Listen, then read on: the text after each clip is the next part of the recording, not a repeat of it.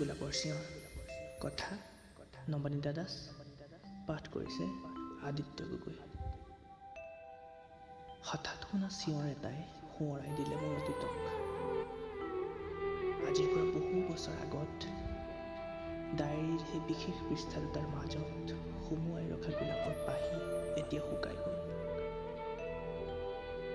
শুকান গোলাপৰ মুকুট আৰু ডায়েৰীৰ সেই বিশেষ পৃষ্ঠা দুটাৰ মাজতে আবদ্ধ হৈ ৰ'ল কিছু সপোন, কিছু আৱেগ, অলপ মৰণ আৰু একপক্ষীয় ভালপোৱাৰ প্ৰতিশ্ৰুতিবোৰ। শুকাই যোৱা গোলাপৰ পাহিৰ সতে শুকাই গ'ল সকলোবোৰ। কিন্তু শুকোৱা গোলাপৰ প্ৰতিটো পাপৰিৰ আহে আহে আজিও সজীৱ হৈ আছে তোমাৰ প্ৰতি মোৰ থকা মোৰ সকলোখিনি। সেয়ে হয়তো সেয়ে শুকাই নিশেষ হ'ব ধৰা ফুলপাহেও আজি চিঞৰিছে অকলশৰে আৰু মই শুনিছোঁ নিৰলে।